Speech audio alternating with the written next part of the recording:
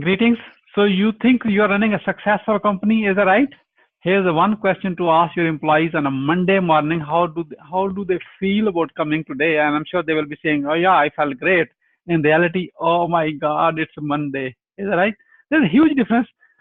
Thanks God it's a Monday morning, or oh my God, it's a Monday morning. 180 angle difference. Is that right? So you want to know that, not the difference between those, how to take employees, thanks God, take them from where, oh my God, it's a Monday morning, to thanks God, it's a Monday morning. Is there's a 180 angle difference. There's a complete transformation. For that purpose, you need to watch this show. That way you are going to meet my amazing guest today, and he is the person, go-to person for this to learn. In case you don't know me, my name is Mohammed Siddique. I am the host of a growth hacking show where we bring interesting serial entrepreneurs, founders, CEOs, just like yourself, who help you to achieve where you have a blind spot in your company, to unearth that and look at that and help you to recover so that way you can grow your business to the next level. Please join me to give a warm welcome to the founder and president of Clean Slate Janitorial Services, Gerren Sprauve. Gerren, welcome. Thank you. Thank you, Siddique. Yeah. Glad to be here. Gerren, let me start with this. Where were you? What happened? Who you were surrounded with that inspired you to become the image consultant, especially after having a degree in computer networking? Oh my God, that's a 180 angle transformation yourself. So we want to know this story. It is. And thank you for that question, Siddique. You know, back in 1995, everyone was asking me that big question. What are you going to do when you go to college? What are you going to do when you go to college? And I did not know what I was going to do. But I do know, or I did know, that at that very moment, computers was the hottest thing. So I, like many other people out there, just decided I'm just going to pick computers. I want to be a computer science major. And I did that. And it was 4 miserable years because I had no passion, no desire, anything to do with computers. But I did it. I completed my degree, and then I began to work. Um, After working for about 3 years in the corporate field, I realized that this really wasn't for me also. So literally, my wife and I became home. We were always just frustrated with our jobs, miserable, crying every morning. We woke up saying, I don't want to go to work. And finally, I was open. I became more open to looking around and trying to find out what else I can do. And my wife and I, we were going out to dinner one evening. And while going out to dinner, we're standing there, and this gentleman is wiping down the table in front of us, and he's preparing it, and he wouldn't look up at us. He's just there wiping, and he's moving the salt and shaker and everything around. He wouldn't look up, and he began to walk off to another table. And I said, "Excuse me, sir. Thank you." And he looks at me. He's like, "Well, why did you say thank you?" I said, "Well, you didn't just wipe down a table. You prepared a place for my wife and I to have dinner. So thank you." And he began to smile. And he said, "I did all of that?" And I said, "Yeah, you did." He takes off to the next table, Siddique, and he's wiping it down, and he's smiling, and he's looking at people. And I looked at my wife, and I said, "I want to do that again."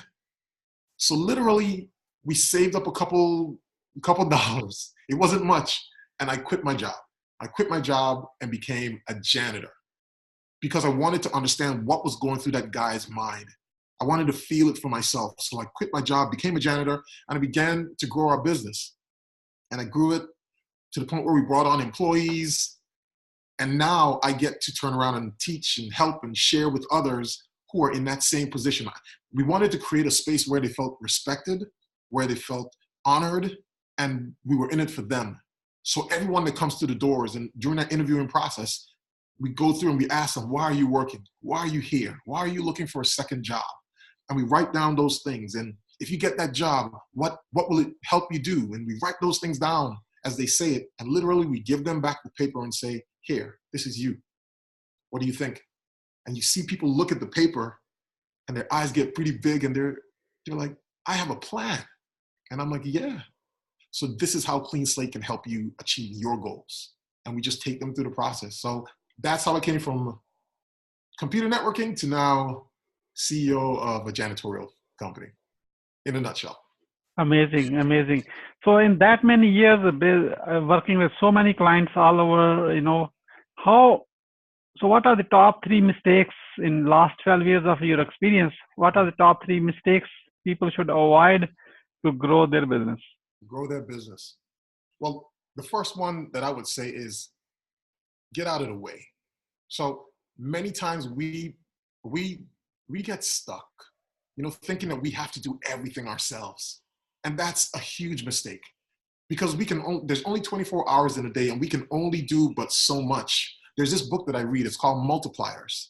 And it shows you how to remove yourself, train people, to delegate people, and then let them grow. Our responsibilities as leaders are to grow others, to help others grow.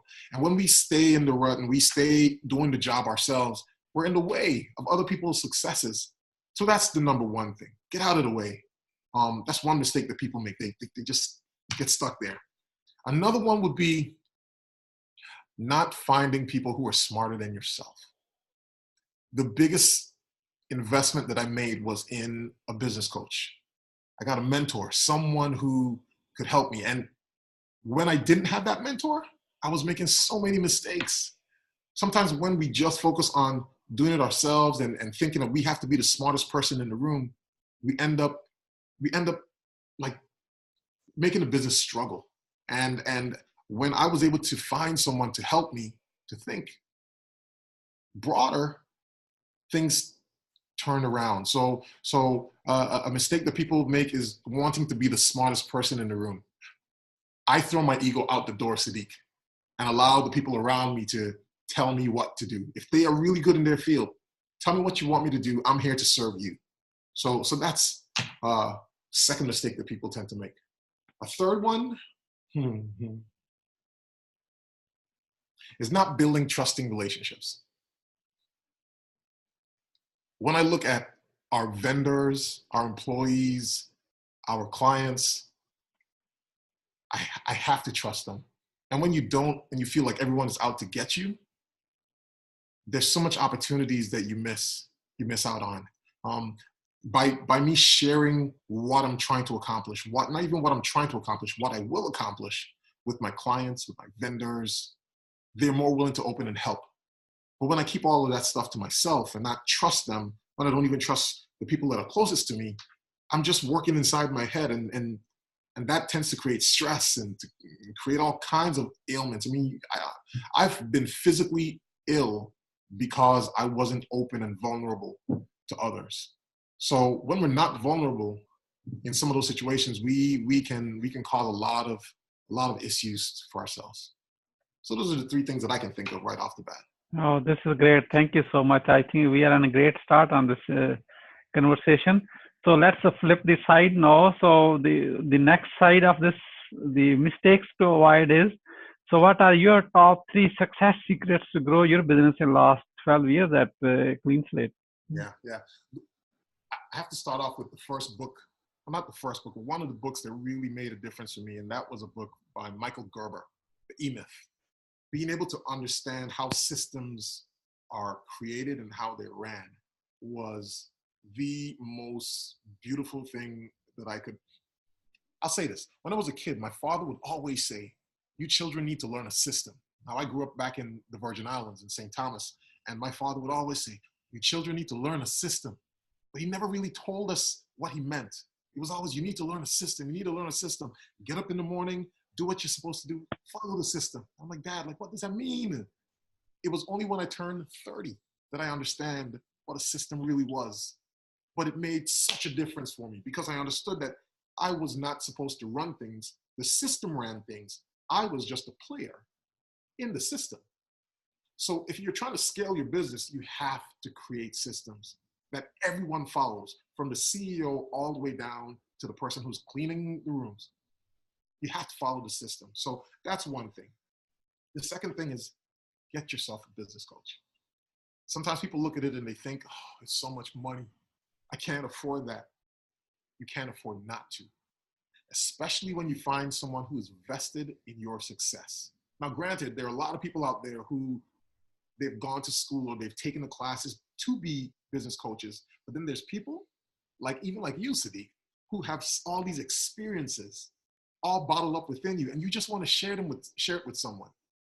If we are able to tap into people like yourself, like myself, like others who have experiences, wisdom under their belt, it's a wealth of information that you can gather, and it will help you to like bypass all of the mistakes that others have made. I think there are people out there who really want to see you succeed, and by getting a business coach, they'll pour into you. I remember my coach, his name was Eric Harmon, a gentleman out in Utah.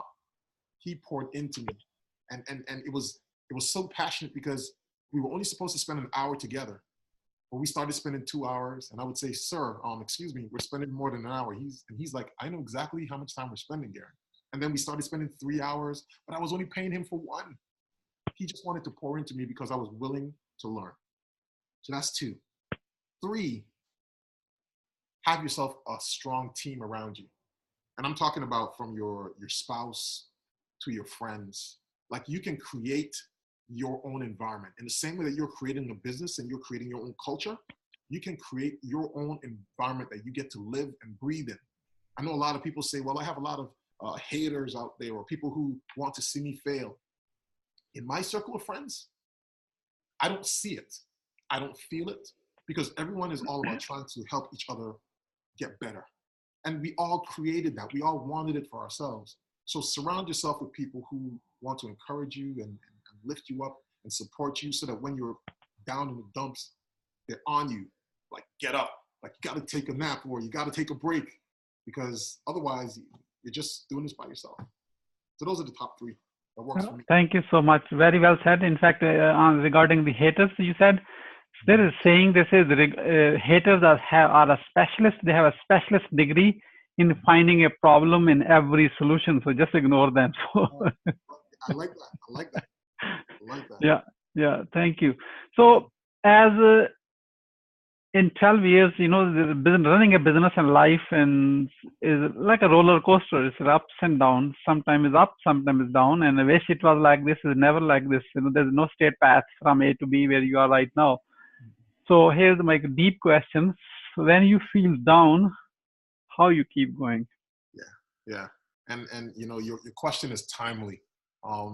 Because even before we just sat down to talk, I was connecting with a friend, or 2 friends, who know of my days when I am struggling, because it's hard. Being in business is hard. Don't let anybody tell you otherwise, man.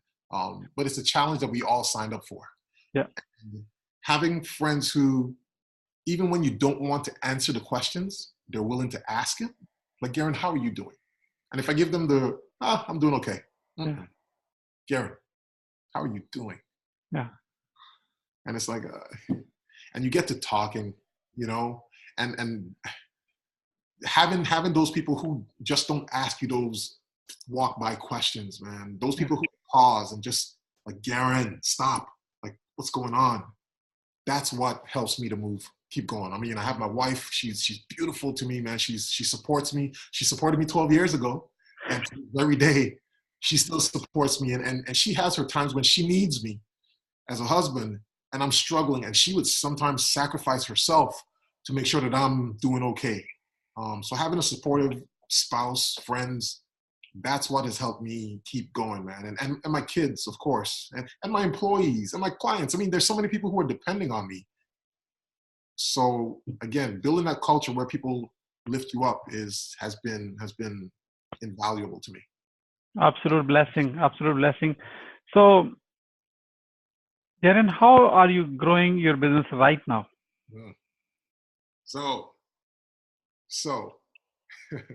So I'm always looking at other companies. It doesn't matter what industry they're in. And that's the reason why I came up with this whole image consultant thing. I'm always looking at other companies and seeing what they do successfully. It doesn't matter. It doesn't matter. If you're doing something successful, I'm looking at you and wondering, like, how are you making those decisions? Why are you making those decisions? What is it helping you to do next? And I bring all that information to the team. And I sit down and I lay it out to my managers and my supervisors. And it's like, what can we do with this? So I'm always looking for new ways. One of the ways that we're looking at growing our company right now is and you see that we're image consultants, we're training our team members how to also be image consultants. So the cleaners, as everyone else would know them, we're helping them to be able to identify where dirt hides and how to improve an environment. Because ultimately we want them to spawn off and do some great things themselves. If they do those things and then they ask us to invest in them, we get to grow through them.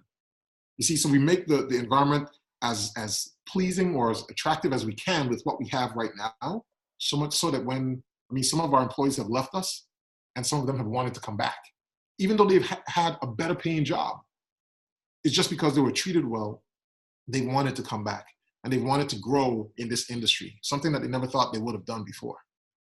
So we're growing through our team. Okay, very good, very good. How the growth hacking community can support you? In many ways. Start by first saying thank you. Thank you to the people who make up your beds when you're traveling. Leaving a short note for someone who may have cleaned up your table, or the person who picks up your trash. Start by just simply saying thank you, and not just passerby thank you. Like, get their attention and say thank you. Let people know that they're appreciated for what they do every day. No one gets up in the morning on a Monday morning excited all the time about their jobs. And sometimes even people who come to work, they don't want to have a bad day. They don't want to make mistakes. But when you show them appreciation, it goes a long way. I mean, you might have that moment just like I did 12 years ago when I saw something change within someone's mind and made me say, I want to do it again, because that was life-changing for me. It may be for you. Another way is to continue to support people like Siddique, like you, Siddique. I mean, with what you're doing. I think it's very important for people like you to be sharing this type of information to the world, to the broader communities, because there are a lot of people out there who are struggling and they're not sure what to do. And thirdly, it's all in line with everything that I've said. When I share something with someone, I ask them to promise me that when you learn something new, that you too will share it with someone else. If you keep doing that, man, we'll create our own little culture, man, of people who just give willingly. And that's in itself will make me one of the happiest men out there. Just seeing other people share, learn, and then share, learn, share. Thank you, Gerren. As we are about to wrap up, what would you say as a final word? Learn, share. Learn and share. That was easy one. Seems easy, not easy to implement. So keep doing it, whatever you can.